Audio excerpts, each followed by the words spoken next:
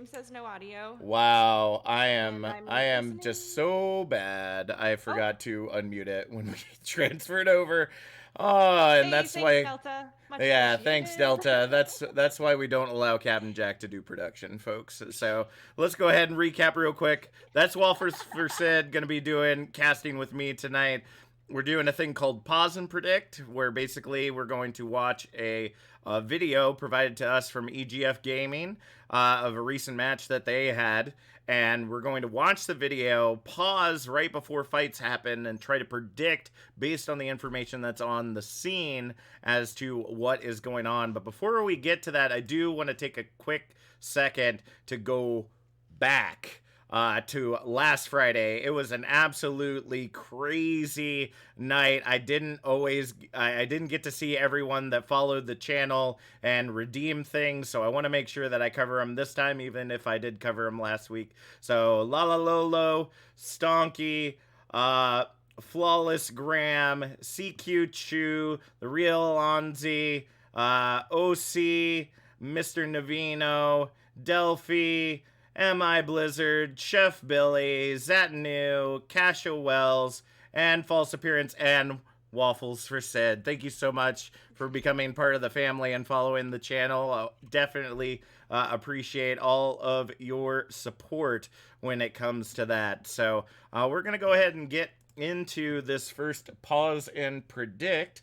So let me go ahead and transition this on over and make this full screen. Now, this match is between Rockford High School Rangers and the Crispy Caramelites? Carmelite? Carmelite? All right. High School Celts. Okay. In the Monterey, we call it Carmel, and everywhere else in the world, it's caramel. Yeah, so. Carmelite, Caramelite. You know, we just weird here in America. I mean, it's well, more like tomato potato sometimes, I tell you, but it's just nothing makes sense here. So I apologize if we're getting that wrong. Feel free to correct us in the chat, if you will, if you happen to know the team. Phonetic spelling, if you're gonna do that. Yeah, yes, please let us know. Don't just say it in the chat and then expect us to just understand what it is that we're supposed to say. So let's go ahead and get into it. We're just going to go ahead and listen in for right now, see how this first fight goes down. The casters in this production are FBI Tugboat and Tropic Theory, who you probably saw over on the Tranquility channel with me last night during the Discord finals. So. Yeah. And it looks like we might have a little bit of choppiness coming through on my end. Oh, that's no good. Venus and L-Dog 9. Stream looks okay. Squad. Now this is a it's choppy there match, too. is that correct? So, well, yeah, we are in semifinals. Let's troubleshoot real quick. Yeah, we're going yellow-orange. I'm not for certain what it is. Let me pause for right now. I mean, we still have time to build it up anyway. So it was as soon as I started playing it, apparently. It might not like the fact that I have Overwatch open as well. So, Overwatch League. So, I think... Yeah, Overwatch League just taking too much power from me. So let me change those settings real quick. It doesn't need to be 720p.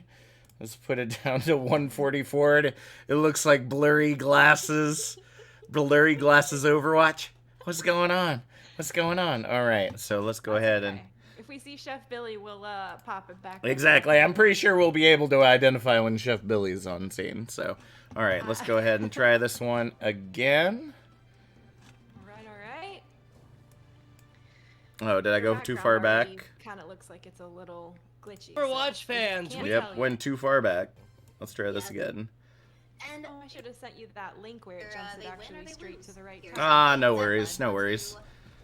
Alright, so this is control point, so on control point it's always going to be a little scrappy. So that's definitely something to think about. So we're going to watch the first two fights, and then we're going to try to predict the third one and see what's going to happen here. Now, these two teams are relatively new, and at least by what I was told by the owner, inexperienced. So we are always forgiving here on the channel. So, you know, you do you, boo. That just makes for more interesting Overwatch, in my opinion. destroyed Yeah, by that the sounds outpour damage from pretty Jolo and good. Savage. So I am we're having a definitely little gonna bit have of to see a picture little bit more problems sustain on coming my in end from again, Crespi. so Okay. I'm To going to be recognize right back that, over. Yeah. you know, they're not Yeah, if gonna need be, have we the can ability transition to not just sustain all a that. Discord call. Yeah, Well, we're in a well-placed Discord turrets here call, but from I'll just Jello share as my well. screen And in that Rockford sense. would actually be very happy just kind of hang out up there. Okay. Vertical advantage, but unnecessary. Sunflower taking out one. That's actually going to be one of the first Yeah, losses let's do that. Rockford has suffered. All right. With a tire on board. Let me It's go gonna ahead be and Sunflower. pause for right now. And we'll go ahead and transition that real quick. Sorry about that, folks. Just let's swap on back over so that I can get that up for you. I can't guarantee that it's going to be any cleaner. It's just the way that just the way it is when you're trying to run everything from one device. So we'll see. But I know that Parsec takes up a good deal of bandwidth, so that definitely could be part of the problem. So let's get that going. Let's see. Oh, look, and Phantom, just for your reference, we are going to be doing a high school versus high school game. It is a game brought to you by EGF, Electronic Gaming Federation. So big thanks to them.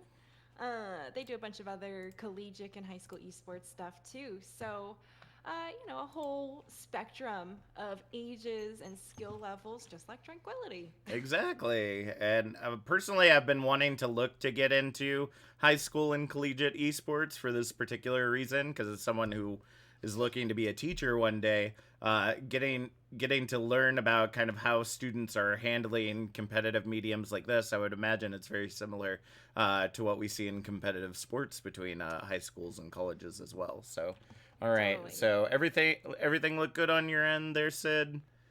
You want to give me a play? Yep, so I let me can give check let me full screen it, give you a play. Taking the advantage from that beautiful. All right, beautiful. All right, so we're gonna play this one through. It looks like Crespi will go ahead and take control here, and right before they engage in this next fight, we're gonna pause. Coming up on that high ground, You giving wanna, them the flip it advantage over so to the see audience what can see the the game too? location Oh yeah, that's probably a good idea. All right, so I'm just going to pause it right there. Thank you. I'm really bad at this thing, so I don't know if anybody's noticed. Production, not my bag. So always scuffed, always NA prod. Feel free to spam it in the chat. I do not mind. It's all interaction to me. So, all right, so let's go ahead. We have it now, and I don't know if there's a way that I can get it to... I didn't think about this part. Get it to not it show the scene, I guess, or show like EFG. Sunflower came in with a bang. One would think, but let's see here. Let's rewind it a little bit. Oh, nope, that's not what I want. Rockford has suffered with a tire. All right, so this was back in the previous fight, so we'll finish this one up. Now Rockford members falling left and right. Jolo, the only one finding a K through the rest of that. It was on their counterpart. Now Crespi taking ticks of their own. Whew, and that was a very clean rotation coming. All right, so hopefully it should fade away here in a minute, but while we're waiting, let's go ahead and break down the scene. So we just saw the Rangers get overtaken. They were able to get up to the 40% mark here on Control Center. Crespi takes control, able to flip it into their favor, and each team now has ultimates online. So, from what I'm seeing here, we have the barrier, we have the Riptire, the Earth Shatter, and the Amplification Matrix for the Rangers, and we have Amp Matrix and Shatter online for Crespi. And I think Yabo, I can't tell if that's a 99 or not, might be getting up to that Graviton Surge as well, or might just be paralleling Jom there on Crespi's side. So I'll go ahead and turn it over to you first, Waffles. What do you think could possibly happen in this situation? So we're assuming that Yabo has a 30. I'm assuming that's 39%, not 99%. Yeah, probably. Because if that's a 99, that's a really fast Zarya grab. But it was 2 fights, so I mean they could do be. have a lot of ultimates online. So they did not commit a ton of resources to necessarily hold the point. Mm-hmm. So Crespi did commit both the rip tire and their own grav recently. Yep. My prediction is that they are going to use the amp matrix early on to discourage rangers from being able to pour through that choke point there. Okay. While rangers are simultaneously going to try to speed boost through and enable their Rhine to shatter past. Okay. So, looking at positioning right now, unless the Baptiste is behind Venus, if L-Dog's behind Venus, then that could definitely be a possibility. But right now, the only three that we see in our current positioning is Mr. Danklin, Sunflower, and Venus. So the only thing that's going to hold this door in place right now is the Earth Shatter, unless L-Dog is soon behind them with that amplification matrix. But as you said, we could end up seeing them try to speed boost past it, or we could try to see them meeting it with their own. They also have Jolo's barrier. So if Jolo ends up cutting it kind of down that path where they can kind of zigzag their way through, not waste their shields as they're pushing into the objective, that actually might be another good technique to get in there and hopefully get a couple picks along the way. I'd say for the most part, once they get on the objective, obviously using the shatter, possibly even holding on to the tire. I feel that if we're talking about an inexperienced team, they'll probably pop the tire to you. This will be a Q battle for the most part, but will be interesting to see what happens. So let's see if we're right. From the Celte, coming up on that high ground, giving them the advantage. Rip. That's unfortunate. Yeah, so let's see. And wow, Sunflower came in with a bang. With so many interesting use of the barrier. Rocket Rangers have these ultimates ready and they're using them now. Because now you're essentially just watching past it. Oh, okay. Still gets one. Excuse me, only take out a trio of Symmetra turrets on that one. Not the best utilization. That's going to be enough. Big charge. That's true. All right. So based on what we saw, Jolo used the barrier, but cut it this way instead of this way. So actually I would say it got maybe like 20% of its total value. Because once they were able to push them back past that barrier, it wasn't useful to them anymore. It's past the barrier. Yeah, they were past the barrier. Like, they were able to get into the doorway. Apparently, that's all they were going to use it for. And it worked out to their advantage, right? So I guess there's nothing wrong with that. You do see Gurzy. I'm assuming the 5 is meant to be an S. So Gurzy on the Rhine did use Shatter in that fight. I didn't see it impact anyone. We can go back and check it again. I did hear the shatter, but I didn't see anyone stunned. So the camera didn't catch the shatter. But, and then you also saw the tire invested almost got taken down by Little Jeeb's turrets, but still ended up catching the turrets and caught Sunflower. So that stopped a lot of the spam damage from coming in. And then it seemed that after they were able to get that initial pick, they just kind of rolled on in. So let's take a second to look at this, see what we missed. Rip to Sunflower again right there.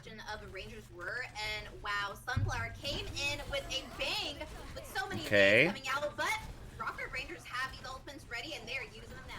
Another tire rolling. All right, so Jolo ends up finding L-Dog out of position. And the Shatter was used coming in, and it seemed to grab just Shield. But at that point, they had already kind of put them on the back foot. So at the end of the day, it really didn't matter, right? It's a wasted ultimate. That sucks. But you do have your support ultimates online, and you're getting ready to come up on that Graviton. So you're kind of trading them out. That's part of the gig you sign up for when you play Reinhardt. You know that your shatters are going to get blocked here and there. And thankfully, they build up relatively quickly if you know how to work it. And that's, I think, the more important part is the recovery after you've made that mistake. Absolutely. So now we just got to see if it will end up working out in their favor, if they'll be able to continue to hold. Crispy did get up to about the 30% mark, so that's good. They got really close to where they needed to meet. So let's go ahead and re-engage in this. Well, and they saved their ultimates too. Yeah, we'll send it. We'll send it through a fight. Yeah, they saved the Shatter. They saved the Ant Matrix, and now they're gonna have that barrier online as well. Seem like they can't really stay alive. Yeah, they definitely seem like it's really back and forth right now. Really sending the audio to Discord or not. It should be going through Discord. You should just hear just my computer audio. You might want to check if your volume's up. I know that's that. I do have it up. Okay. It's great. Because I didn't hear the shatter at all, which... okay. If you can hear it, great. I'm gonna... Yeah, I mean, it was amidst the chaos, so you might not have heard it very well. It could just as easily be missed. So... and I also might just be paying attention to like everything and just saw it go off, so and thought that I heard it. So nevertheless, are you able to hear at least a majority of the audio for right now? No audio from. Oh dang. Okay, let's see if we can fix this. Sorry, folks. As you know, it's always a we're always working with something going on here on this end, so we're gonna see if we can get this working in Discord. I'm not exactly for certain. Get it in a few minutes. I'm not too worried. I'm not exactly for certain why the audio wouldn't be shared. That's kind of odd. Huh. I actually don't even know what to... Actually, are you sharing an application or a whole window? I'm sharing a whole window, so I would... or I'm sharing a whole screen, I mean, so... If you do the actual application, the web browser itself, it should... Okay. Let me go ahead and do that. So we're gonna have to swap that window out later on. Just was trying to keep it easy for us. Let's see if that works. All right.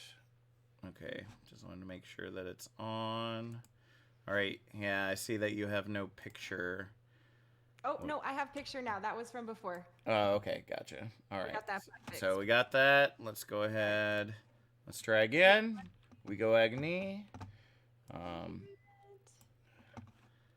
Clean fights where there is not any mid fight coming. There we go. All right. Teams. They're getting the picks necessary for clean fights, and what's also really ideal for all right, so we'll pause here in a minute. Control maps have that very fast. All right, so interesting rotation, right? You don't. It seems like a waste of time sometimes when you do rotations like these, but sometimes it works out. So, what would you predict that's going to happen based on what we see? Oh yeah, let me go ahead and. Yeah. Swap it back. Okay, awesome. I got a little buffer in, and I can actually read all the names again. Ask your question once more. Just tell me what you think we're gonna see in this fight. Oh, okay. So remember, they're on the enemy side. They're on the blue team side, getting ready to attack. They rotated all the way through server room, and now they're here. I think that they are going to, I think so, Carmelites are going to engage with wall to try to continue to close the gap more and mitigate that damage. So hopefully Mr. Danklin can get close enough to actually land a valuable enough shatter that allows Sunflower to follow up with the damage. Okay. Let's see here. On the other side, yeah, they don't really have a lot to stop it, right? A bit close too. From that outline right there, he looks like he's right next to the steps leading out of the server room. So, I hope he might get caught right here. Yeah, he's right there, like you said, right by the steps right there. So it's really going to behoove Blue. The way that I see Rangers countering this, though, is by Blue being in that position and putting up the Ant Matrix and trying to utilize Savage, who currently is on the high ground, not the best positioning for the Ant Matrix, but still could shoot through it and do enough damage to be able to keep them at bay. Yabo also has the Graviton getting ready to come online as well, and if they get put on the back foot, that barrier is probably going to be available as well. The question is, will any of that come in time? So let's see what happens. Because of those spawn advantages coming in here. So Barrier utilized. Will it be enough? Shatter gets shield. Ooh, not only going to get so much value from it, L-Dog does have that window up. Now both windows up. Looking to break glass here as Rebels drops that sound barrier. Grab in the middle, big charge. Nice concussion. Turrets, shots, mines, everything in between. All right, so very interesting series of events. They used the barrier to be able to push in with and mitigate the damage, but then Danklin tried using the shatter to get the follow-up on it, even though Gurzy still had their shield up and was just trying to absorb damage at that moment. So they were still able to take the point, or still able to hold the point, due to the big graviton, and they didn't even need another ultimate to really help sustain that, because the windows didn't really get utilized to their full potential. I think the BAPs were the only ones using it, and probably for healing. And then once the barrier was down, the graviton just ended up grabbing the tanks, and I forget who else. It might have been Little Jeebs on the Symmetra. And then just one old concussion mine later, boom, all done. Well, you can see in the kill feed, he's got 2 kills on the Zarya and Lucio from just the mine. Oh, so it was the Lucio. So, and they got the Rhine right before that in the kill feed as well. So, so the triple kill right there, cleaned up. They did end up losing Savage and Rebel in the end, though. So the question is, are they going to be able to get them back in time for this next engagement? Because look at what we got on the board. Yeah, well, those are 2 relatively quick people, too. They'll have this boost, and Savage can mine himself at least the first one forward. So he has both for the fight coming up. Mm-hmm.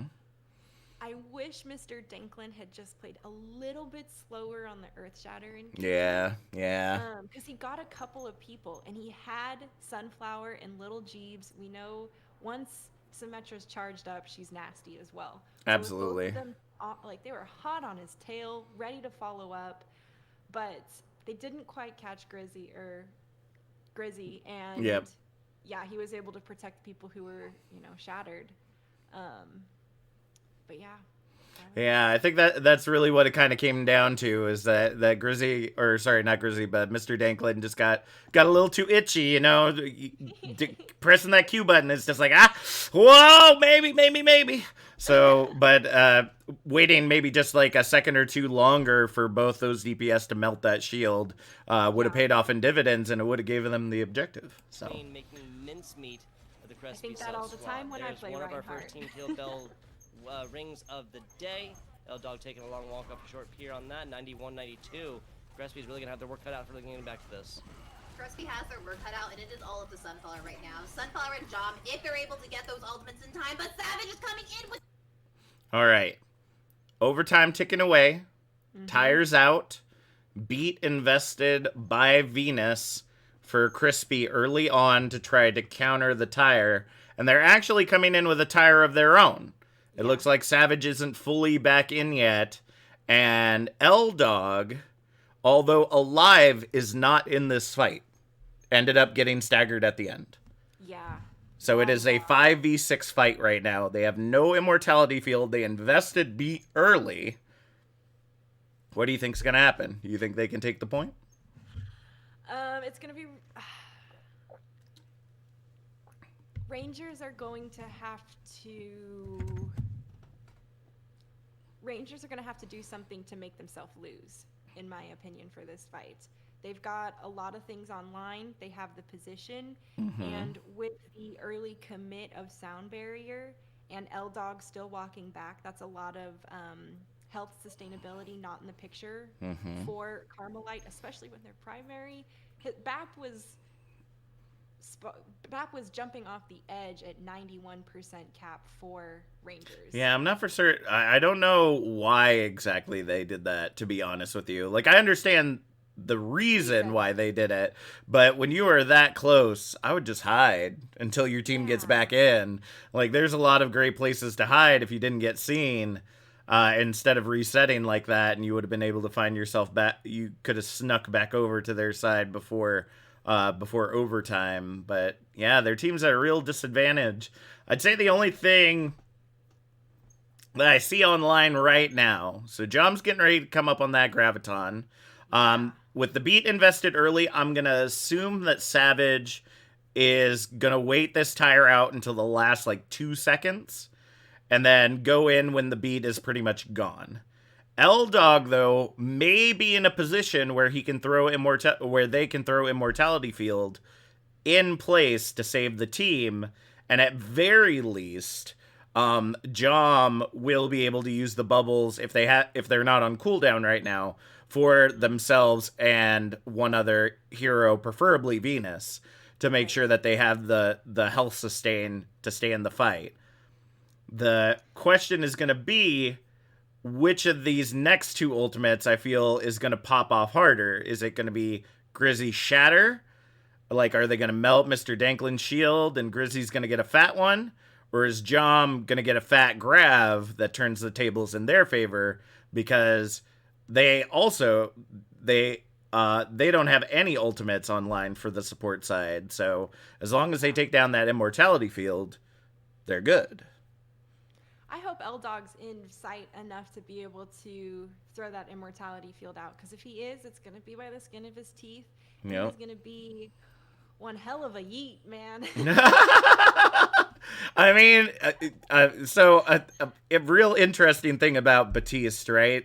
I watched a video of someone on Volskaya Industries attack second spawn.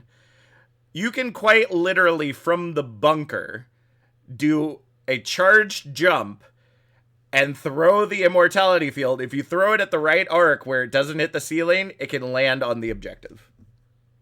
Wow. That thing travels far. It travels far. So if he is if L-Dog is in line of sight with the objective, which these are pretty straight lines going straight into the objective. So as long as they are inside and have a straight line to the team, they might be able to pull it off. Ultimate Frisbee time. All right, Ultimate Frisbee indeed. With this tire right now, and this might spell the end for them. 2 tires out. Savage finds Danklin. Mr. Danklin, main tank deleted, and Crespi just It's got to be a fat grab. There it is. Immortality keeping him up for now, though. That's going to be not going to get the follow-up. Invested. Couldn't Grizzy burn through finding all one, that. Savage finding one as well. The DPS core from the Crespi cells deleted. And Okay. that is tough breaks, Tropic. That is Yeah. very tough breaks. They came so Now that we were close. talking about how far Baptiste throws, I keep comparing him to Anna and how incredible her arm is for her age. How is Baptiste? Oh. People who can actually throw for some distance. Yep. Is that concussion mine throw? Weak. Yeah, that was definitely an interesting fight. The grab was big, but Jom didn't have the support to be able to sustain. Was probably relatively high charged, but when you have so many characters in a grab like that, I think they got pretty much everybody. Except for Rebel, who might have... No, Rebel died here at the end. So, yeah, probably got everybody in that Graviton. You just got too much damage coming back at you as one character to be able to sustain through that. So... They had the ammo, too, and honestly, Yep, that... there wasn't enough damage coming through from Carmelites to shred anybody. Yeah, that's unfortunate. Well, let's see if they can turn it around on this next map. We'll go ahead and fast forward a little bit. All right. Let's see what we got coming out of spawn. They had a really good start coming in, clean fight, but with Let them get out of spawn a little more. the damage right? output Do those change from it. the Well, it's Rangers, the map, so this is actually... Beat Farah, actually. All right, and so- there isn't a mercy on the side of the Rangers with We're that. going to assume they're going to lock that in. So, Okay. which would you say is the more powerful composition right now, based on what we see? Ooh. I'm gonna go with Rangers because I'm also aware of the level of play and how powerful a pharmacy can be, especially in those lower tiers. They do have little Jeebs on the McCree, but I don't think just McCree is going to be enough of an opposition unless L-Dog really starts pulling a DPS BAP move. Sometimes you gotta. I've asked BAPs to do it. I've done it as BAP. Yep. But I do believe that Rangers has the stronger team since they have more angles that they can shoot from. Okay. That's definitely correct. Well, first off, the team that's going to be able to control the best is the first one gets on point, right? Oh. So I'm going to assume that Crispy's going to get on point first because they got Venus on the Lucio. So they're going to be able to get there quick. Now Savage, yes, will be able to poke from outside and could fly inside as well. And Little Jeebs might not have the aim that they need to necessarily, but with those Symmetra turrets set up for Crispy, because they're going to be able to get into position first, or at least I assume they're going to get in position first, they can put those turrets in position to where it not only locks down some of the doors, but can lock down the little windows that she could fly through as well. So it's really going to be up to the ground troops, Blue, Yabo, Grizzy, and Jolo, to be able to push into this objective. And right now, I don't know if they're going to be able to do that if Crispy ends up getting set up on the objective first. So we might see a point capture and maybe a flip where Savage ends up, able to get a couple picks in the back line or something like that. But I think for right now, the point's definitely at least going to start out in Crispy's favor.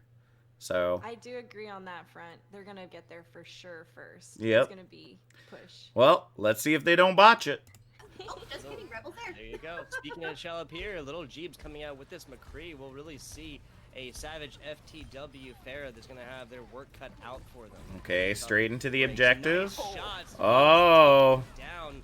They got set up, but the Symmetra's already down. What? Oh, dang. Yep. That always goes the other way. You were right. Not a frequent thing that you'll see there. I didn't think that was going to be exactly what came I'm not against that, but wait. You just can't ignore. Oh, I was about to say, is that it? Okay. All right. So always taxi your mercy. Of course. So it turned out exactly as you said it would. They have the Farah.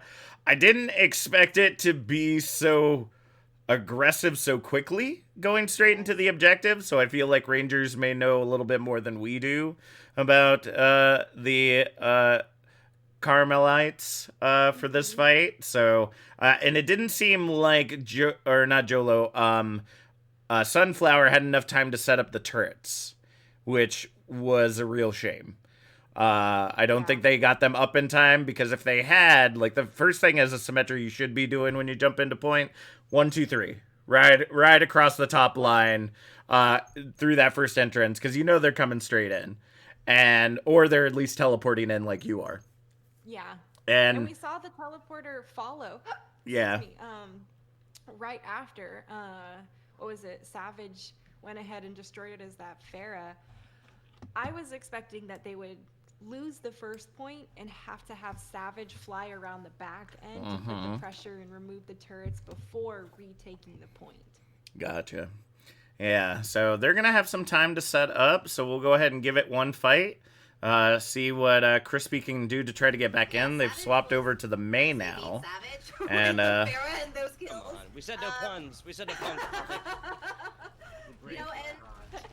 If you're a caster and you're not doing puns, you're casting wrong. That's all I got to say about that. Oh yeah. That's literally that's my bread and butter, man. That's my bread and butter, the dad jokes. Tugboat and her were goofing off and making jokes about puns and stuff. I don't think it was insincere. No, I understand. Okay. Discord. I think Venus swapped it. Well, yeah, Venus swapped over to the Zen as well. Sunflower's on that Whoever Hanzo get the opening instead of the first will main, get so. that. Oh, Now, when did on my they must have eyes, swapped right before Spy coming out of Savage, spawn? that is Yeah. 90% Wasted hold Shatter, on Magic, Rebels take down. well-placed fire Nice strike, trade, now 1 for Savage will be 1. forced to do this But they without don't have the any Mercy on the res. other end. Will Savage get out. That's dies not gonna because happen. they didn't have the That's Mercy a lot support. more typical of what we expect But it to looks see like they're from going to push him Friday. back nonetheless. Yeah, no, 100%. You know, Look at McCree on Farah. we're looking at a 2v1 against Little Jeeves and Rebel and Savage coming in. And you can only do so much, but thankfully we have Sunflower on that Hanzo as well as Venus. All right. So, Sunflower swaps on over to the Hanzo. Yeah, as well as Venus swapping over to the Zen. Great picks for doling out damage against a shield, as well as using the Discord to try to help Little Jeebs take down the Far Mercy easier. Yep. But they lose the ult percentage, right? So they're not going to have that going into the fight for those two characters. They do have ults online, though, so that's great. But well, you feel that a lot more in control than you do in the other map types, too. Exactly, because you don't have nearly enough time to be able to bring it back. And right now they're 2 maps away from losing Lijiang Tower. Right. More than likely, based on the percentage that's on the point right now for the Rangers. But they have barrier, and Jolo's playing with it, or was playing with it before we paused, so you know they're probably going to use it. And Savage has the barrage online. So what do you think? How do you think this could play out?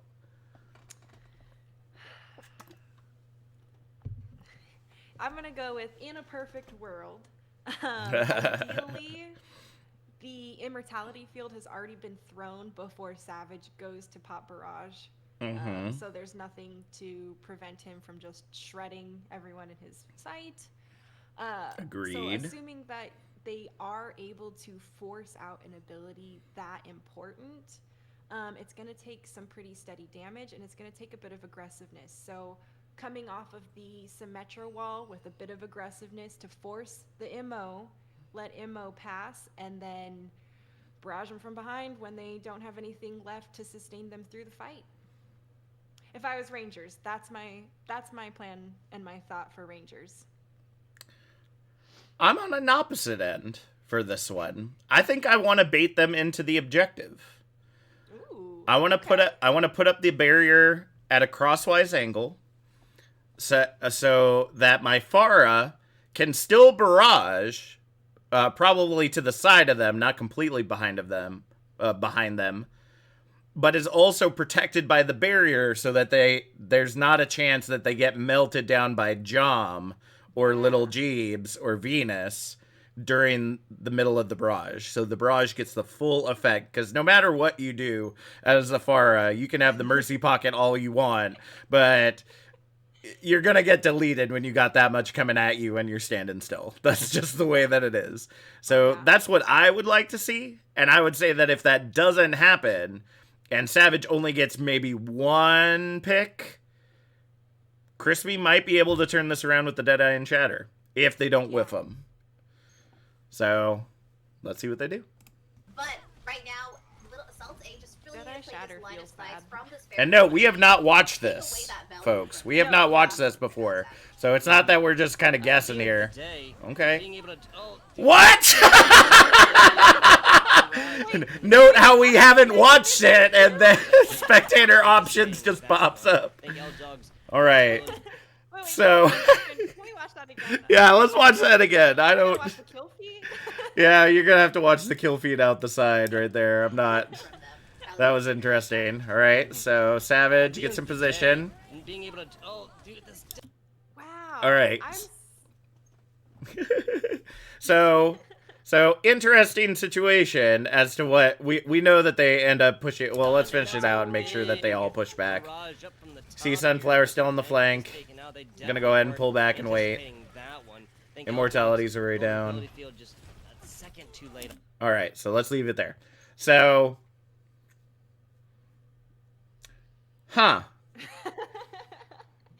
Well, what happened is what I predicted, right? So, I felt that if Savage was out in the open, Jom definitely was going to melt him down, because that beam got a lot more reach than people think.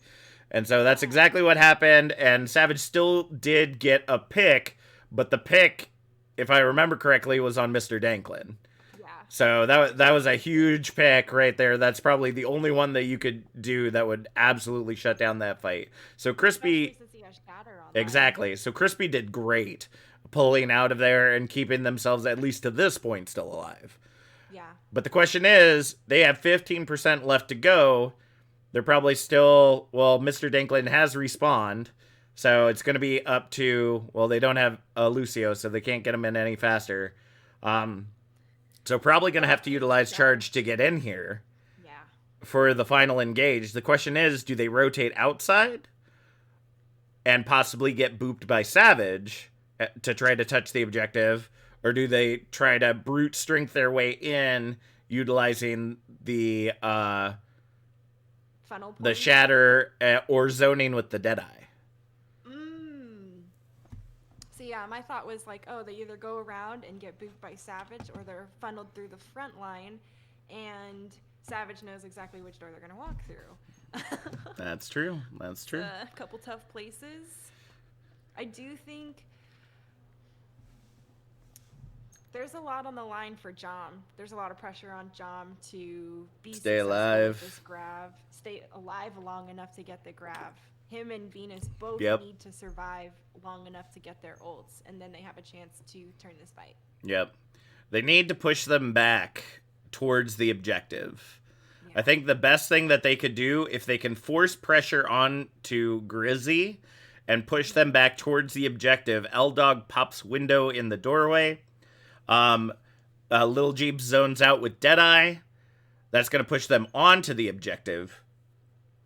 Possibly get a pick, depending on how fast they're able to get back. Again, neither team has Lucio, so not going to be able to speed kind of in and out in that situation. If Yabo gets the grab off here, though, because I think Yabo, based on the Zarya ball right there, the Zarya right click, if they pull up right there and just grab them all, the only one they might not catch is L-Dog, I think. Who's respawning? Well, that too. Danklin also won't get grabbed in that. But based on who we see right in front of us here in the doorway, the only one they might not grab is L-Dog because they're closer to the Mega. So I also think that this is a really good opportunity for Crispy to get aggressive. You see Reinhardt's shield, or Grizzy's shield, is at 429 right now. That's so close. So close to being nice. As soon as it's... but as soon as that thing breaks, Sunflower and Lil Jeebs can pump some damage into him, and then main tank gone. Yep. No shield. Feels bad. All right. Well, let's see if they can make it happen. One team's got to win it out here. Come on, break the shield. Just a second too late. Okay, lets it down, and they pull back even further, so they don't decide to grab them. But we are in last fight territory right now, FBI Tugboat. Ant Matrix going in. So we'll see if this window is done. Yeah, there we go. Huge grab. Well, I see Dun Shatter out, gonna get blocked away. Dragons. They got the dragons online. Sunflower finds another. Crispy Cell's not going to go quietly into this one. They're going to be able to take this one over on the top. That's a team kill bell for them against Rockford. And, wow. I forgot it. I didn't notice the dragons. Did you? I mean, they were charging. He must have done a lot of good work to get them online that quickly. I don't think it was that. Here, and let's back it up. I think it was in like the 60s when we were talking. Well, that's with a good storm arrow, that would be enough. Let's see here. Oh no, he was at 71. We just missed it. So this is why we do the practice, right, folks? Because that's one thing that obviously turned the tide of that fight that we missed. So so that would definitely have been a big one to look out for. We were looking more at the ultimates that were online, not the ones that were getting ready to come online. Well, we did look a little bit at Jom and Venus, but Sunflower ended up being the saving grace right there. I should think about how DPS charges their ults much faster and compensate on that front. It's not like a tank or a support ult. DPS ults are a little are much faster. I mean, you've seen tracers charge things nasty. Yeah, once every 45 seconds, once every minute or so. Yeah. Occasionally, I'm the person they're charging off every time. I'm like, oh, I love I feel that. playing I Maze feel Runner. that. Oh, goodness. So, Crispy got control of the point. Great. Bad news. They got nothing. Yep, they got nothing to hold it all together. The window didn't get a whole lot of value because the only one that really used it was Little Jeebs. And the Deadeye, I think caught Shield anyway. So I don't think there were no. Yeah, it didn't get an elimination. They invested the Grav Dragon. Danklin used the Shatter. Probably didn't need the Shatter.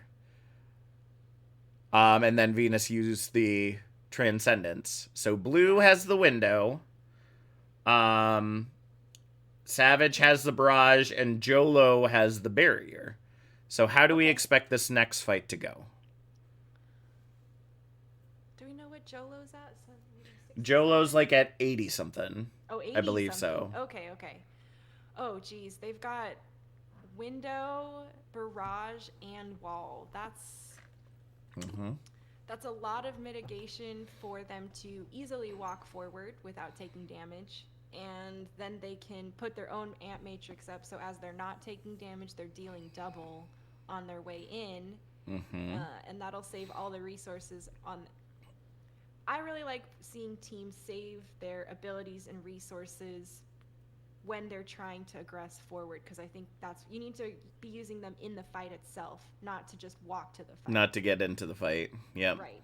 And that's really what Crispy's going to be trying to do here, right? They're going to be trying to keep them, like URAC, Danklin holding outside this objective, and hopefully someone other than Sunflower is behind them, because they're going to have to try to hold them as far away from this objective as possible, because if they take this next fight, it's done. If they take any fight in the next, 2 minutes, if this keeps going in favor of Crispy, they're done. Yeah, well, Crispy has to be perfect right now if they want to win. Well, 33, let's see what they do. We're looking at Celts utilizing all their ults to get that 5 right there. There we go. Good pick. Good starting pick. Jolo had that. You utilize the res early, so 30-second cooldown for that. That doesn't really matter. Rebel knows Danklin's getting ready to come up on Shatter again. Very, very quickly. There's not a whole lot of time to farm. Holy crap, Danklin! Did you hear that? Yeah, that was like... So close, a little, like a wonder. Let's back that up for a second. Okay, what? 75%. Oh, yeah. There it is. It hit like 4 or 5 people, all in a line, like right there. Goodness gracious. I love that little Yep.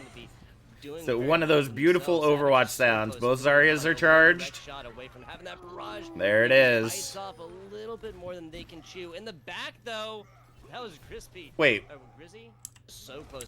Knows that they need to get in this very, very quickly. There's not a whole lot of time to farm ultimates right here, and a Farron side is not going to be doing very well for themselves. Savage is so close, a little like... Oh, teleporter. Yep, I didn't notice the TP. Yeah, because they had canceled the TP just immediately as it went up. So what would you say that Rangers did wrong in this situation? After the first pick came through on Jolo, they needed to have a better regroup. What happens in Overwatch, right, is that sometimes you make a mistake and then you compound it with another bad mistake and another one and another one. Yep. And it spirals out a bit. And I think that after the res came through, that's fine if you want to commit that resource. Yep. But then they continued to stay in that small, enclosed area, just walking straight into the swinging Rhinehammer. Yep. And so I don't think that was the best angle of attack, especially if you're going to try and use the Symmetra TP. I would have preferred to see them go onto that high ground ridge and just avoid that close range spot there. They've got the Reinhardt shield to hold up long enough to let everyone pass through, and then he follows to block any of the little pepper damage. They're the ones running the McCree Hanzo and the big threats of headshot kills. Mm-hmm. So, I think they should take the high ground for their TP route, or I would prefer it. So the biggest thing I have to note here is who went through the teleporter first. Oh, Grizzy. Grizzy dropped shield, went through teleporter, and then just look at the kill feed light up. Without that shield in place, everyone else on the team died. So when using a teleporter in a dangerous situation like that, Ryans have to be very cognizant of making sure that the rest of their team gets through first before they go through. And of course, that's like a matter of split seconds, right? Like they just have to click it before you do. But if you don't, there you go. Like that's exactly. So crazy. Everyone's like, go, go, go, go, go, go. Exactly. So. Juggle, welcome to the stream. Unfortunately, it took me a little bit to get you set up in here, so maybe I can see you next Friday. Maybe next Friday, maybe we can do that. So, but feel free to stick around. We're going to be continuing to doing some of these pause and predicts, and then we're going to be doing some casting of our own. So, it's at 8:30 p.m. Eastern Standard Time. Call time is 8 p.m. Eastern. So. Join the fun. Yep, I do it about every Friday. Long as I got content, I'll be doing them. So, alrighty. So let's go ahead and see how the rest of this fight keeps going. They're up to the 33%. Did I mute accidentally? I did. Gray? I've been saying Grizzly for like 5 times and choose now to tell me. Oh, it's Gray, not Grizzy. Oh, is it? Oh, it's Gray. Well, what's with the 5 in the middle of it all? Oh, it's supposed to be an E, not an S. Okay. Well, see, we were making the same mistake they were. So here, let's comment on that real quick. All right. So the biggest issue for casters, right? Because English is such an odd language, right? There are many pronunciations that we could see for certain names. And so, if there's not a pronunciation guide, or you do not make sure that the casters know ahead of time what your name is, bet that we're going to do it wrong. Just bet, because more than likely, it's going to happen. It's unfortunate. We make mistakes, we correct, we move on, but as a player, make sure you are letting them know. And orgs, if you're not already doing this, take them down at the beginning of the season when you have them submitting their rosters. Just add a column, pronunciation, easy day. That's all you got to do, and it makes it so much easier for us as casters to be able to take care of them. I know that we've been adding things like gender pronouns recently. Those have been super helpful, and this would be another helpful tool in the casters bag, because we were making the same mistake they were. We had no idea it was Gray. So it's extremely difficult because there's a lot of missing vowels. That's a number. That's not even real letters. So and the S does not even, the 5 to the S is the standard number letter conversion. That's true. You're right. Like if it was Gray, it would be a 3. Like I could see it being Gray that way. Exactly. So you also have to remember, sometimes they're like, oh yeah, here's the phonetics. But I'm French, so your language doesn't apply to me, and the way you're reading it doesn't work. So make sure you're aware of who your audience is as well. That too. Phonetics. Super appreciated. Anyone who helps out the casters on that front. Yep, we definitely appreciate it.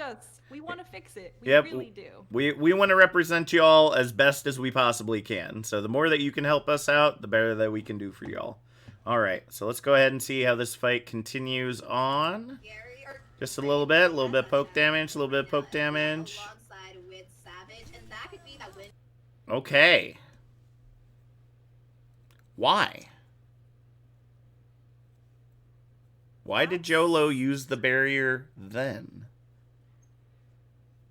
If the barrier was maybe 3 or 4 feet forward more, in front of both of those exit points, I could see them maybe trying to come around for a type of pincer maneuver. Mm-hmm. Through the left and that middle doorway that we see. That's all I can think of as far as if it was for this wall placement. That would be my assumption of their attempt is to utilize both entrances that are protected by the wall and pincer. My thought is that Gray lost their shield.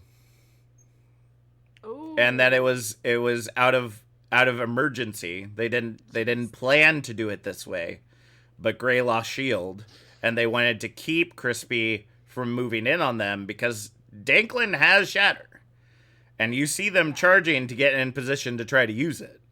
And so Jom's charged. Yep, Jom is super charged right now. Sunflower's getting ready. Sunflower and Jeebs are all getting ready to come up on their ultimates as well, and Doggy could easily pop that window to amplify all that damage regardless. Ooh. So it seems like a rushed wall. Question is there a way they can save it? Savage is with them in that room. Why? That's a great question, Sid. That's a great question. Why are Rebel and Savage in that room as the Far Mercy? You know, I think we should just watch it. We should just watch it and see what happens. Yeah, I think that's kind of where we're at. The only way I see this being redeemed, right? The only way I see this turning around is if they do a ground window barrage. Like, if they bait Crispy to go in that doorway, pop window and barrage immediately one after the other, and just delete everyone in their way like a Kamehameha. Just like, absolute deletion. If they can do that timing. Yeah, but it's going to require some good timing. That's the biggest thing that it's going to require. So let's see. Oh! Smart! Super smart! Huge stuff right there. Goes through the teleport. Okay. So it was a total feint. Wow. Okay. We should watch that again. Can we watch that once more? One more time. One more. Now that I'm... Oh, man. But speaking of Gary, or Gray, he has that Shatter coming up right now, FBI, alongside with Savage. And that could be that win conditioning all that they need right now. And they are starting off this potential last fight with Dolo Shield. Oh! Huge stuff right there. Goes through the teleporter. That's another team kill. Rockford coming through on this one, and Crespi's just gonna feel bad about falling there with not one but two ultimates still on board. I think that was one of the supports as well. So both commentary. Yeah, so that was an interesting strategy right there. I would not say that is very commonly used in that way. Oh yeah. But now we understand why the Far Mercy was with them, right? Totally. Because the goal was to use the teleporter to get in, and then immediately you saw Savage shoot into the air to barrage them from getting into the objective. So, did they rocket jump into the air? Oh, I don't know if they actually did the rocket down. I think, isn't that what is her ability called rocket jump, or is it jetpack? It might be jetpack. Because I think rocket jump is literally like jumping with your rocket, which Faras also do. Yep. Thing. So, but nevertheless, like, that's why we saw them with them. So that was a very unique strategy. I can't say that that's one that I see very often. Even with the commit of the barrier on top of that. And you can tell that it worked. Like, really caught Crispy off guard, you know. And then the barrage, even though it didn't end up killing the Rhine for Crispy, Gray just followed it up with a fat old Shatter because the barrier was gone. So he got two people with the barrage too. Yep. And that's plenty. He had Rebel right there. If he needed to res, he could have. I am impressed with the commit of the wall on the one side. It probably also protected the teleporter, so Gray didn't have to sacrifice any shield health for the walk in or for the fight might be a different story if they've got. Yeah, that was just That was just really interesting overall. Looking at the time right now, we actually took an hour to break this one down. So I've never actually done a full pause and predict. So obviously these will take some time. So we only have to do one from here on out. So we might save this one again for next week and do it again. Do like a different map for the next one. So let's go ahead. I'm going to go ahead and get stuff set up for us to go ahead and start casting. As I mentioned on Twitter, that we're going to be doing the Dirt versus Ember quarterfinals from the Tranquility community. And we got a couple of maps from them. I'll actually show you what our maps we are going to see. First, we're going to be starting off on Hanamura, and then I believe we're heading to Numbani soon after that. So now we're kind of changing our thought process on skill levels of teams. We're talking Transcendence tier for our group. That's like 3,300 to 4K. With like an average somewhere, team average somewhere in the middle. I think max is like a 3,650, I think is allowed for the Transcendence tier on a team, for a team average. So we're looking at, kind of that Masters, tap-in GM, kind of aggressive level of play. So why would these two maps be incredibly important to them, Sid? Why do you think these particular maps would be chosen by teams this aggressive? So there's a few reasons. I think the most prominent reason is the topography of both of these maps. You see, in both Numbani and Havana, there is a very consistent high and low ground throughout the majority of the entire map. Not all maps always have so much abundant high ground to complement the normal terrain that the payload rolls through. The streets phases are two completely different ones here, so I'm actually going to be really curious to see if they change up some of their tank lineups and DPS combos that they do with those. Numbani is a much more open top map, whereas Havana, that second checkpoint from the first one, it is a jungle gym for a Hammond player. There are so many places to swing up and fly around and dip right away from the oncoming bullets to the high ground cover behind the silo. It's a great playground for Hammonds on that second point. And the amount of diversity that can come through from that type of map topography from the team comps, doors wide open for them to play what they think they are strong at and what they think actually will combat the other team's comp best. If you're not able to counter the comp, you have to mirror it and try to do it better. That's true. Well, at that point, once you have been forced onto the mirror, the other team has put you in the position they want, right? They've forced you to conform to their plan. And at that point, you gotta definitely change your mindset and be looking to still try to instigate, not retaliate. Yep. And those are some of the biggest key aspects of these maps. Havana is all about long sight lines, and especially the first point hold, right? So many teams, especially the more aggressive ones, will just go for the spawn hold with the brawl or the rush. Yeah, full court press. Just waste as much time as you can keeping them in spawn. And some teams are really successful, and some teams aren't, but it gives them, if they are able to waste even 30 seconds off that time bank, it's really good for them because that gives them enough time to get back in for a second contest on objective alpha.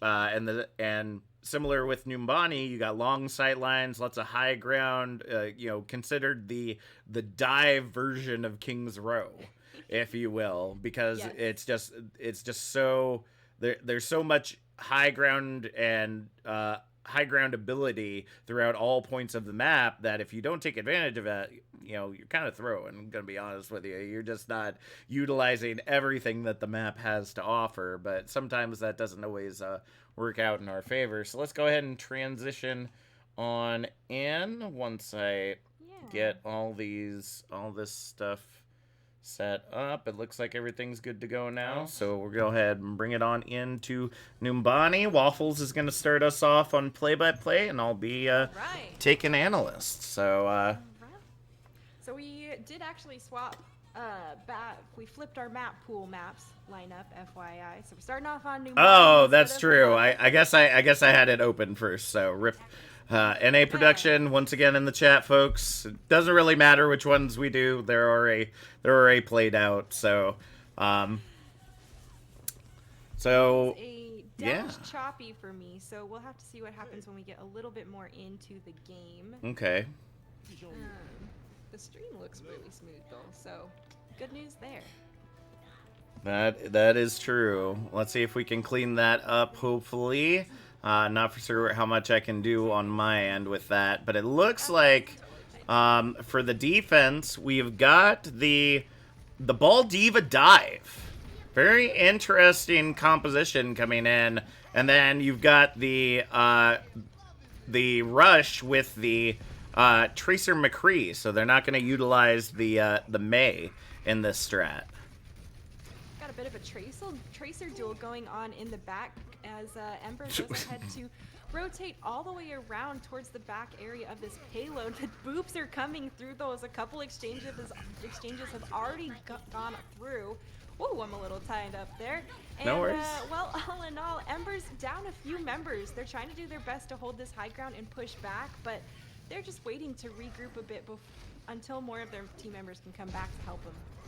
Yeah, those dynamites are getting some huge value there for Dragon on dirt. They're just paying off in dividends. And, of course, the Mercy Pocket provides that extra damage as well. But tell them J-Can, they're trying to see if they can get that damage off that high ground. Wow, Bob already. Wow, Chad coming in huge there, saving his McCree from getting bullied by the opposing Diva. Now Embers has gone ahead and moved on to the point. They've got one tick in their pocket, and they're looking to try to find another. As Chad goes ahead, pops that Amp Matrix, keeping his teammates alive. Ember doubles down on the support ultimates, reinforcing everyone again with the sound barrier as High Noon clears out the members of Dirt, and the points cap for Ember.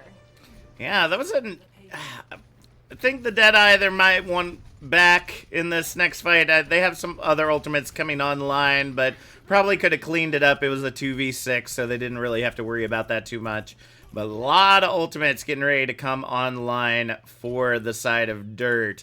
And based on how they're utilizing this high ground right now, you know, between Truth just slamming in over and over again, and if they can take down J-Star's shield with the minefield, that Diva Bomb could indeed be destructive.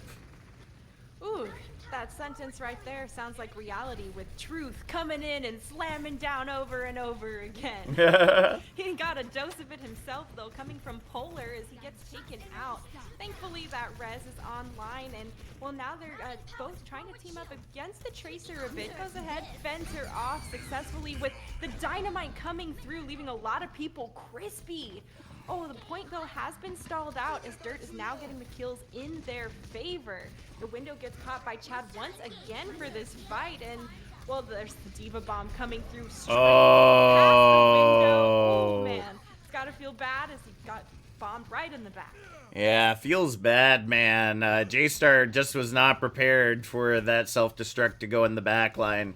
Ended up paying for it, and that's really kind of where everything... I wouldn't say everything fell apart at that moment, but it played out exactly as we thought it would. Truth sends out the minefield, probably destroyed J-Star's shield in the process, didn't have it by the end, took a couple lives, and here comes the window to clean up this next fight. Dirt tries to go for an early engagement with both support ultimates now utilized, and Ember just goes ahead and responds in kind. The res is successful back onto Truth, but Ember still gets another pick onto Dirt's opposing DPS. The battle here for the high ground has commenced, and well, that's the advantage people are looking for and to drive their enemy off of as well. Shatter comes through with a pin follow-up on top of it.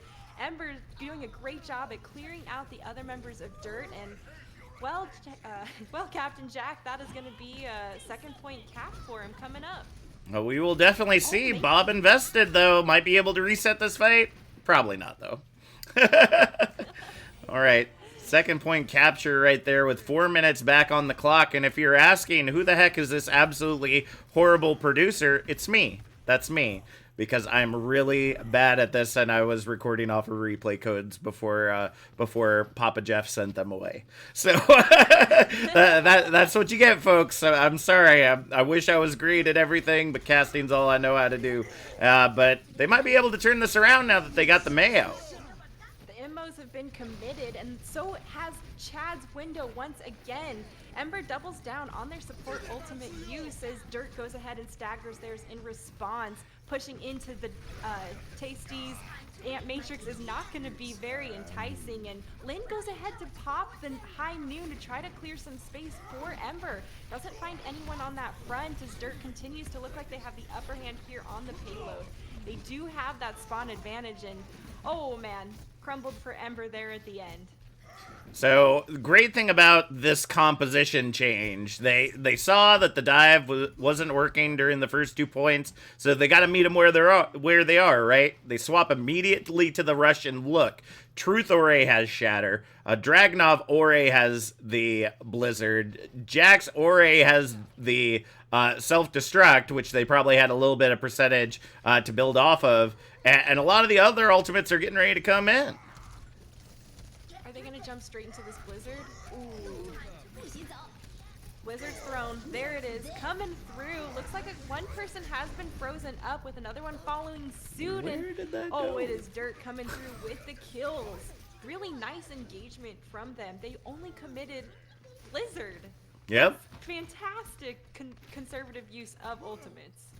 Yeah, but on the other side, you saw the investment of the self-destruct, which is definitely something they're going to want back. I think it actually ended up going a little bit too high. I'm not for certain where it ended up landing because of this bad producer, but ended up just getting the immortality. Now let's see if they can lock it down. The Speedy Deadeye coming around the corner. Ooh, okay. Deadeye here. Just a nice zoning Deadeye. Oh!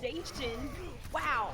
That Maywall does save a few people, but the follow-up from Dragon doesn't, yeah, absolutely devastating there. And, you know, on a side note, I would like to call out, it is obnoxiously difficult to be a solid observer. So cut yourself short here when, if this were me handling the camera, you would think that I'm in an earthquake the whole time. Well, see, the great thing is that I work with a controller most of the time anyway, so that's why it gets to be so smooth. I at least got that part down, right? So I guess that's important.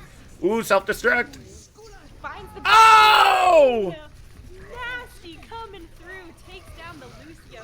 After that, they press the go button and continue to get aggressive because, well, there's no heals there to keep anyone from Ember alive. Oh no! This is pre-self-destruct buff, folks. This is pre-buff, so the stagger just nasty. Wastes the whole 15 seconds there. And again, look at the ultimate usage. They use Shatter early in the fight, just use self-destruct, and they're almost up to their next Shatter as they get ready to engage. The only thing right now online for the side of Ember is this Deadeye.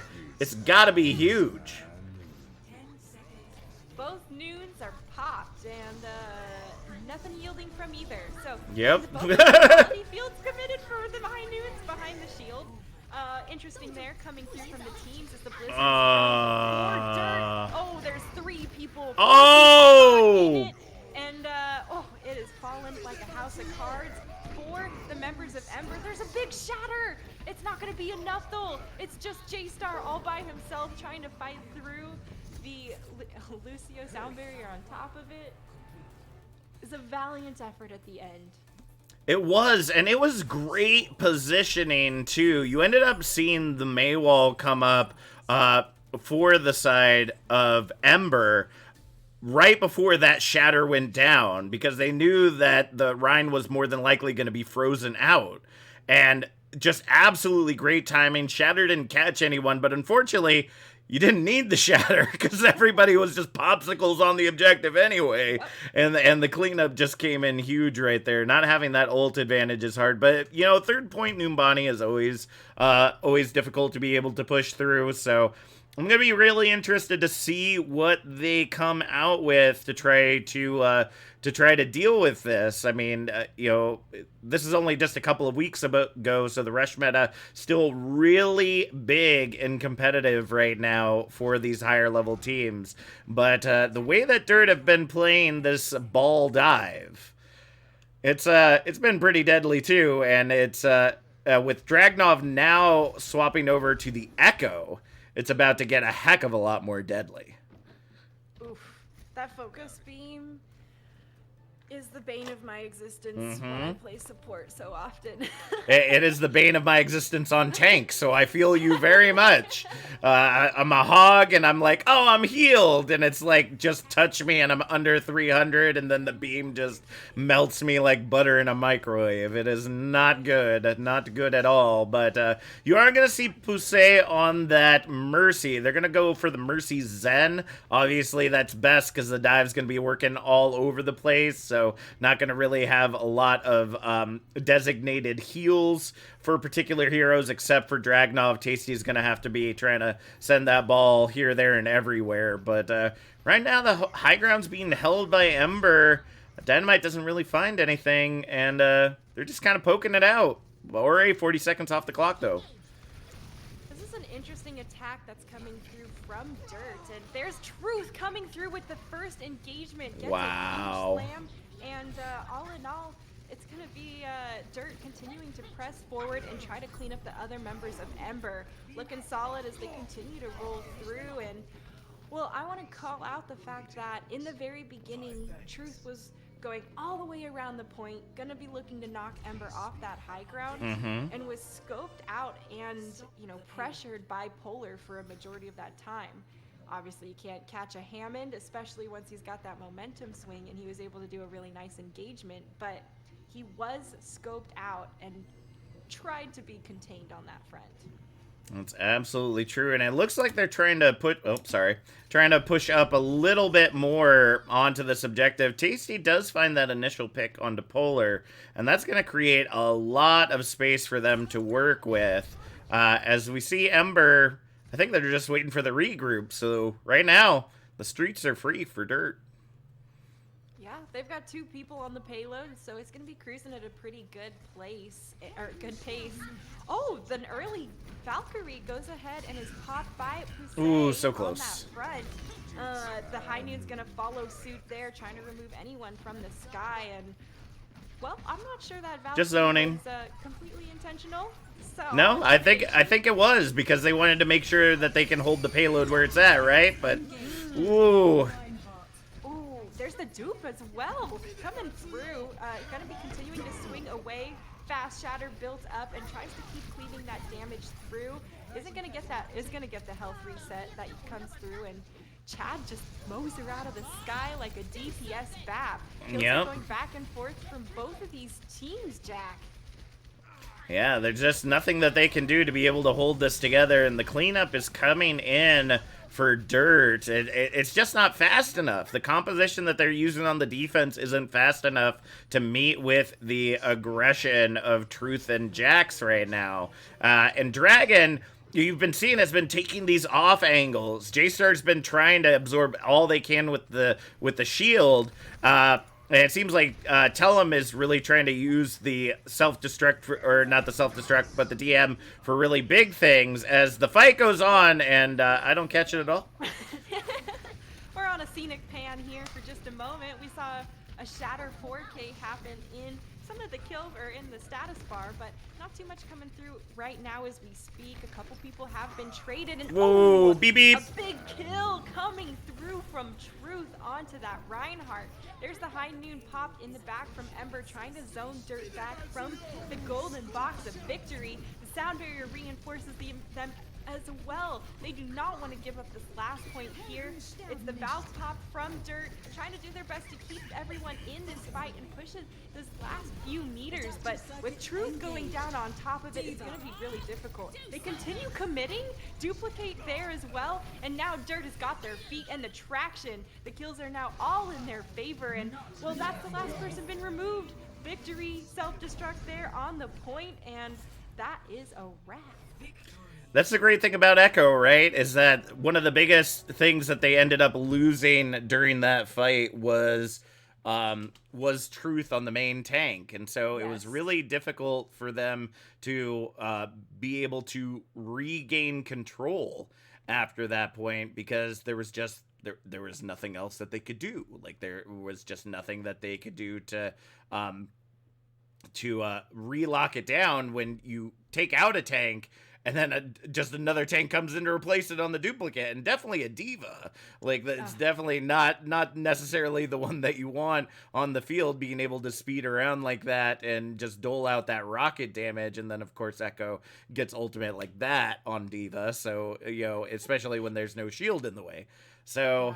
it stinks at the end of the day for Ember on that one, but it really just comes down to composition diff. Like, Numbani is, unless they are running a mirror brawl, you don't have a chance against the dive on this map. It's really difficult. If you have a well-coordinated dive, I don't care if you pull bunker on this map. I have seen so well-coordinated dives on here, you know. Anti-nade goes in, Winston dives first, bubbles the team so that they don't get the heals from the distant Ana or Bap. You know, Bastion goes down, and then the rest of the team just gets cleaned up. So, yeah, even some of the some of the strongest compositions can easily get taken down by a very fast, very well-coordinated dive on Numbani. So I'm going to go ahead and be setting up our Havana map. While we do that, was there anything else that you noticed during that match that could have maybe turned the tide for Ember there, Sid? I think that your call out in the team comp difference of their mobility was a huge factor. Those Deadeyes weren't getting quite as much value as we had seen. We saw like one really shine strong, but a lot of times it was used for zoning and to just try to instill fear instead of actually get kills. Don't get me wrong, there's a time and place for both. And I know that, you know, when it's ticking down and there's a few percentages left, zone them out of there. You got to do what you got to do. Mm-hmm. But I do think that, you know, a little bit more value could have been brought. I know that Sombra is not the most meta thing in the world, but when you have a Hammond consistently tearing through your back line, and he was essentially uncontested for a lot of that map. Truth was punished go ahead. only once. I think he was only stunned and then deleted that one time, leading into the beta checkpoint. I really do admire your use of the Alpha Beta Charlie points, by the way. So yep. Honestly, I swap between 1, 2, and 3 and Alpha Beta Charlie. It's however I'm feeling that way. I'm trying to get it more standard, so that's Alpha Beta Charlie, but it's still one of those bad habits I'm trying to fix as best as I can. Yeah. Oh, by the way, we had talked earlier about what Farah's ability is called, and it is called Jump Jet. Jump Jet. All right. Jump Jet. Jump Jet.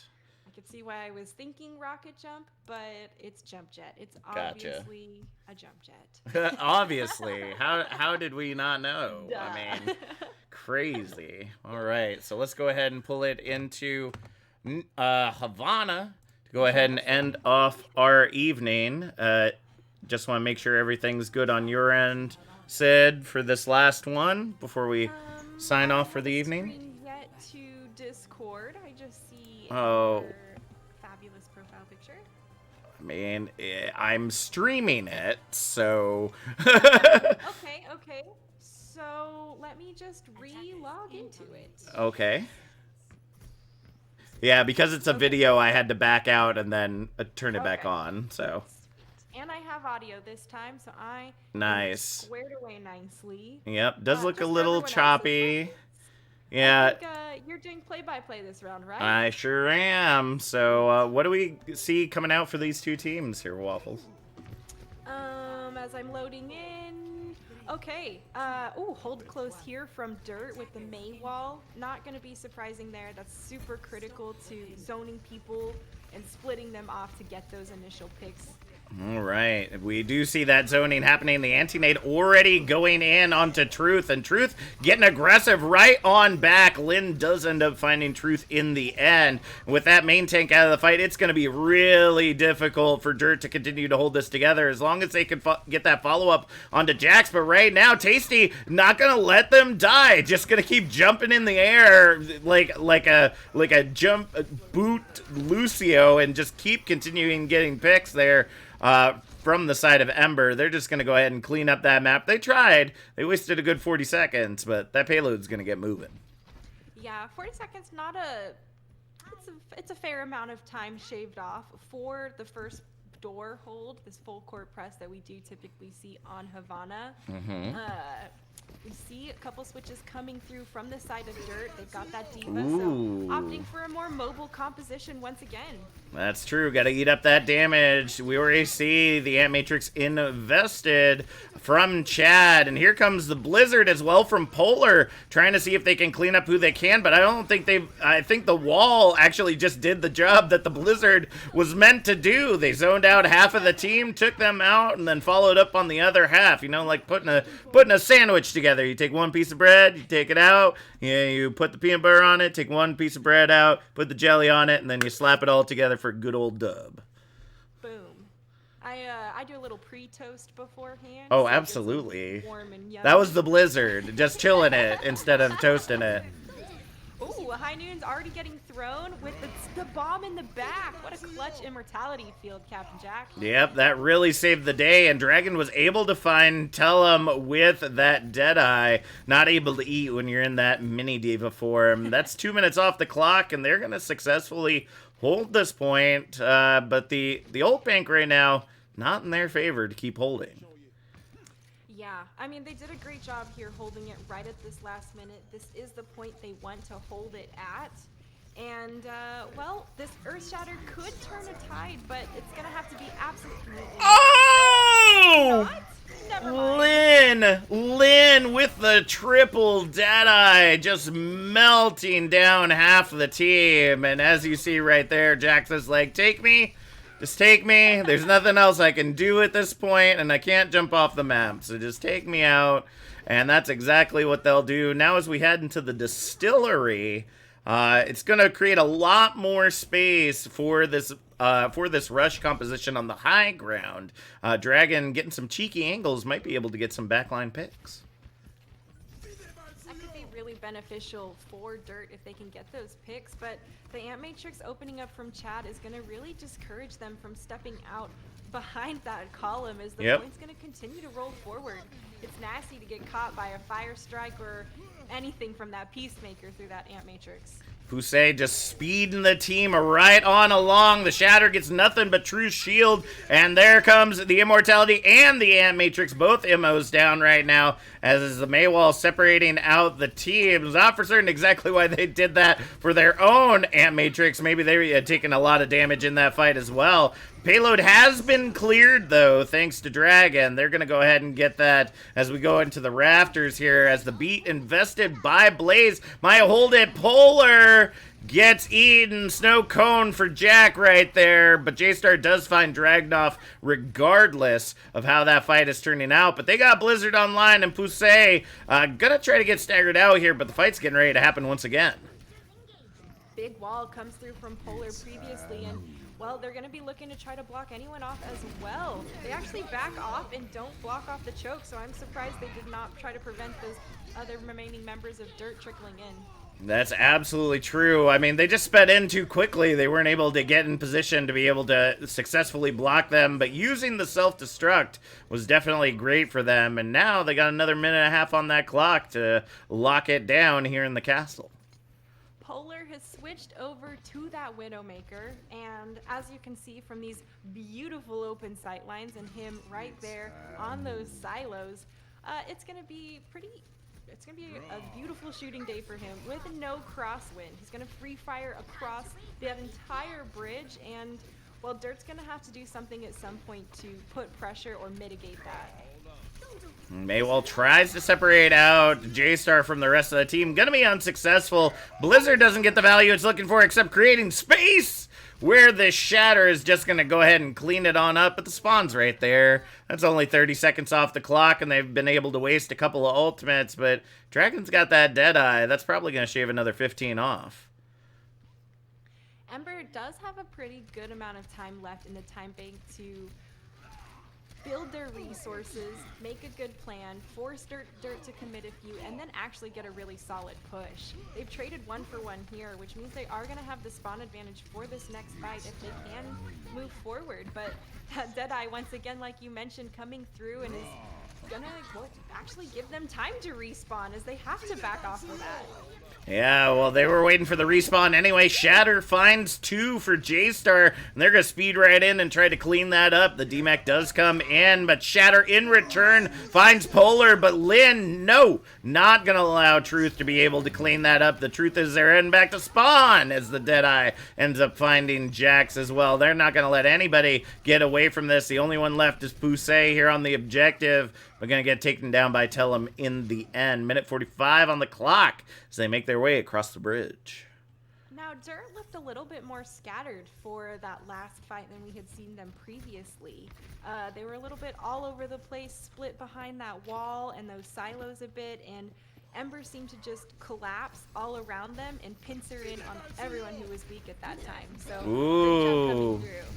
Trading the barrier with the wall right there as the Ant Matrix doesn't get the value it's looking for. Truth. J-Star right there. Unfortunate. Getting ready to hammer down and hammer don't. You going back to spawn right there, buddy. Just too much damage coming through that for you to be able to pull that off. But Blizzard now going to be invested a really quick recontest as well as that Ant Matrix as we see. Oh! Wow, big E from Tellum J-Can and the punch to follow from Polar, showing that they are the superior May. Don't even utilize the shield, just take the wall and utilize it that way. And that's going to be a cleanup of this objective. Only 40 seconds remaining on the clock. They got maybe one contest left, and there's a big stagger on the field. Popping off the edge, there's not enough time. You got to put the pressure on the back line from that baby diva because the point is almost at the third one. Yeah, there's nothing else that they can do. They got to try to get that mech back in. And remember, this is pre the update, so the remech isn't going to do the value you think it will. But man, Dragnov now back in on that Doomfist, just going to start slamming people into walls. Wait. When did Dragon get on the Bastion? All right. Dragon's just going to go ahead and say that, no, we're not too proud. We don't care what level of play this is. We're just going to melt you because that's what a Bastion do. And you see the beat now invested from Blaze, but Blaze, you the only one on point, buddy. There's nothing that you're going to be able to do. Tell them J-Can might be able to touch resets overtime, but they're just going to get melted. They're just going to keep getting melted over and over again as they touch one after the other, after the other, after the other. They're going to lock it down just shy of objective number 3 as Pusey lets out a celebratory sound barrier. One for the stats. Yeah, one for the stats. Gotta love it. Oh, gotta look good. Numbers don't lie. All around, I thought Dirt did a really good job coming through at the last minute, trying to defend there at both the first and the third checkpoint. We saw that happen both times. Yep. I do think that the switch over to the Doomfist last minute was a huge benefit. I know they did it for speed, but the value that he actually was able to bring to the table because Ember was forced to continue focusing on the trickle game. Whenever you are forced to focus on the trickle game, it means you can't always focus on removing threats and diverting your resources that way. It's about staying on the point and keeping it alive. They just couldn't quite look at the Doomfist enough for that front, and he was pummeling their back line as they were trying to come forward. And, I'm pretty sure we've all been trying to walk, and he just punches us straight into next Tuesday. Yep. Not only that, you get the uppercuts, and as soon as Dragon was set up on that bastion, like, it was done. Like, just serve him up on a platter. That's exactly what we kept seeing from Dragnov right there. But, okay, Spawn... some jukes coming through. Yeah, it's like, they were both waiting, like, okay, where are they coming at?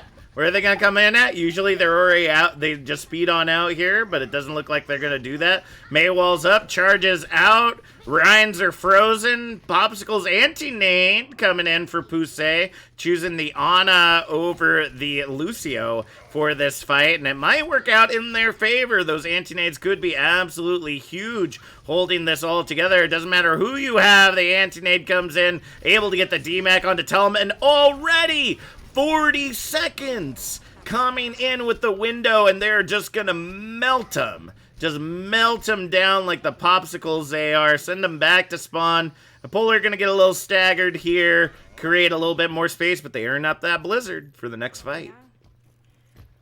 I think that I would say that was just as successful as it was for Ember when they were holding here, or when they were going for the offensive push on that front. It's only about 20 seconds additional burned off the clock, but this time they had to use Tasty's Ant Matrix to win that fight, and Polar did build up their Blizzard to try to hold this next point much stronger. Question is, are the Divas going to be there to deny the Blizzard? That is true. Ant Matrix now coming out as we see this high ground just getting decimated. Truth with that Nano laying down the hammer of truth right now as they take down the triple kill. Dragon cleaning up the rest of the objective. And this looks like it might be an objective alpha easy day push.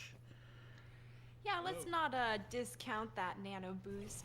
That, always feels good and helps out. A beautiful wall coming through, though, from Dragnov to block some of those people trying to walk forward. High Noon popped in the back, but no one found, all for zoning as Ember's getting aggressive. They've been antied a bit, but, the wall beautifully blocking that self-destruct, Jack. Yeah, they just kept turning it right on around, and it looks like they might be able to hold it here in the end. The trade of enough eliminations definitely working out in their favor. Truth does end up finding J-Star, a little opposition. The Shatter gets nothing, gets traded, gets nothing as well. The shields are up as we go ahead and see the charge coming in, but Dragnov says, no, you're not going to tackle my Rhine again. Gets an icicle right into the back, and it looks like Lynn going to use the Wraith to try to hold, poops out the Blossom, but Dragon's got that stun ready and raring to go. They grab objective alpha, but this distillery going to have to be a little bit cleaner if they don't want to waste any more time off that bank.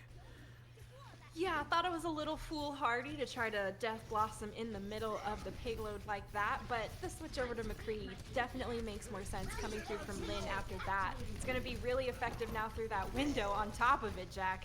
Yeah, the window ends up getting a little bit of value to push them back, but now without it to be able to keep the team alive, it's going to be hard. Tellum does find truth amidst the chaos, but Dragon is just clicking heads with that Peacekeeper. There's just nothing that they seem to be able to do because they're having to deal with the damage of the front line being so aggressive. Tasty even on that BAP getting some cleanup with that battle rifle, and that payload, it just keeps moving forward as the stagger comes in from Ember.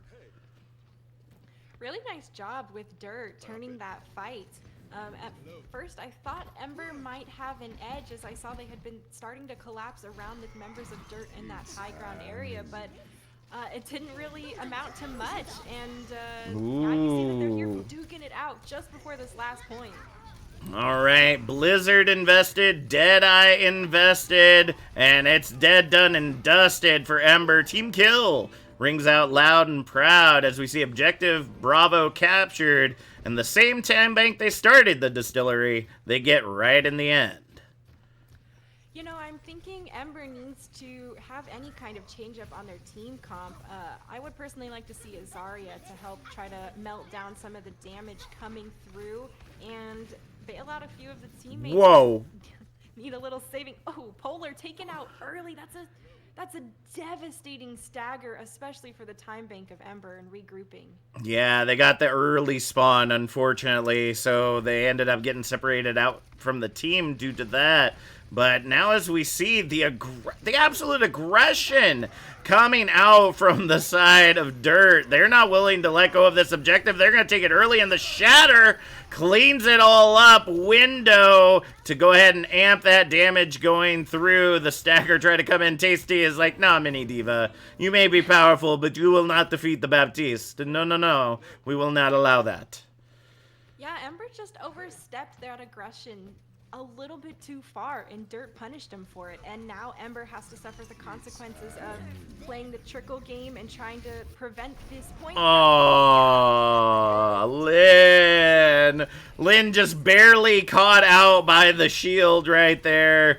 That's going to be unfortunate. We might see them swap over. There we go. Over to the Tracer. They want to get back in quick, but really, they're waiting for the rush, the speed boost, and the beat invested as Tellum finds Dragon in the back line with the self-destruct. Truth able to get the trade, though, on to J-Star, so a lot of damage out for either side right now. Blizzard coming out, but gets deleted because Chad takes down Dragunov before it leaves their hands. But the cleanup is still coming in. Dirt is not ready to let this go. They want to bury Ember right now as quickly and as violently as they possibly can, and Truth is just going to keep swinging that axe. Going to keep chopping them down. Axe stronger than hammer, folks, as the Shatter does end up finding one. Now the Blizzard invested from Polar, trying to see if they can hold this all together. Might be able to clear the objective for a few moments, but really, they're just stalling out for the time bank as the fight continues on. Spin it to win it happening here, and it's still the trickle game coming through for Ember, Jack. That is exactly right, Sid. They keep on trickling in because that's literally all they can do to stop this payload. It is only 10 meters away, and it is inching ever closer. Now Lynn over on the Doomfist trying to see if they can find some value that way. Polar on the Widow trying to see if they can provide some damage over distance while the rest of the team feeds into that objective. And now we're going to see Blaze moving their way out, but I don't think they'll get to the point in time without dying. And there it is, Dirt walking away with another victory against Ember in a match that was absolutely wild. Yeah, that was a great match between both of them, and I have to say Dirt's mobility on use of their mobility all around was outstanding. They got those advantages they needed. They were able to avoid a lot of different precarious situations like the blizzard or squished between the May walls and other things like that. And I think that they adapted very quickly when those unexpected things happened for them. Yeah, that's really how it ended up working out with them. You know, you said outstanding, and Dirt was indeed not outstanding in a field when it came to these two matches because they just used the aggression to their advantage, right? Whether it was on the dive composition or whether it was on that rush, they just literally went in and bowled over as many people as they possibly could over and over again when it came to that rush composition. And Ember, at the end of the day, just didn't have an answer for that, which, you know, is why we saw them end up removed from the tournament after that match. Like they did put up a heck of a fight. If I remember correctly, I think it ended 4-3. I'm not 100%, so it was still a close fight. We just didn't get to see those matches where Ember probably popped off a little bit harder than Dirt did. But nevertheless, you know that they gave it their all right there. So, folks, thank you so much for watching. Want to give a shout out to Buse Overwatch. Thank you for the follow and welcome to the family. Glad to have you here. We have just already almost up to 220 followers after the most recent goal we had like just a week ago was just 200. So thank you so much for the amazing support. And, you know, the more that we continue to do, the more that we continue to bring into the family just means that I can do more stuff for you all. I'm still waiting for us to get enough subs that we can add another spot for some emotes, as well as be able to get that first installment from those Twitch bucks, if you will, that first $100 from the Twitch bank that's building up right now, so that we can do something special, you know, be able to do like some kind of giveaway or something for all that you pour into the community. Like I said, you know, very similar to Tranquility here, you pay into it for the enjoyment of seeing whatever it is that I do on this channel. I don't know what it is anymore, but if you like it and you support it, then I'm going to show that I support you by sending it right on back your way. So, Sid, thank you so much for casting with me tonight. Where can folks find you other than in the Tranquility community? Well, I'm around the scene here and there. You'll see me over in Owlet. You'll see me in Open Division, and maybe for some Will English tournaments as well. You can follow me at my Twitter down below. Usually post everything there, scheduling wise, to keep people in the loop. And, if you ever want to see any of my past work, I've got that all linked there on the YouTube as well. So try to keep everything squared away. I do want to give a big thanks to you, Captain Jack. You talked about how you give back to the community, and to be honest, folks, that's absolutely true. He is a fantastic supporter and member of this community for casting.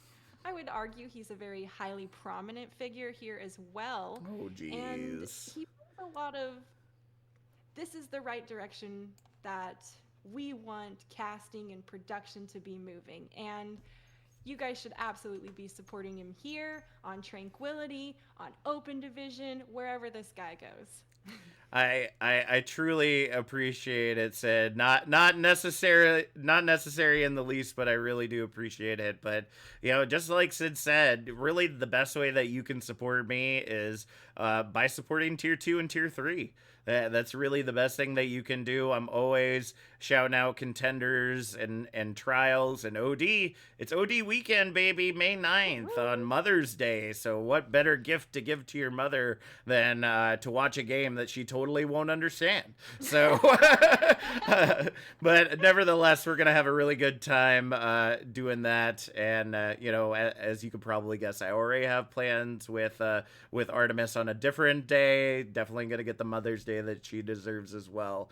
But thank you once again so much for joining us here tonight, folks. We're going to go ahead and send over a raid to my absolutely wonderful child, Cinnamon. I believe, what are they up to tonight? What are they doing? They doing the Overwatches? They are doing the Overwatches. So if you ain't done with the Overwatch action yet, you're definitely going to see some amazing support play. I don't care what anybody says. Definitely one of the top tier supports in this industry. So thank you so much. Be sure to follow Waffles for Sid over on Twitch or Twitter to be able to get all that information in and catch her wherever she goes. My name's Captain Jack, and we'll see y'all next time.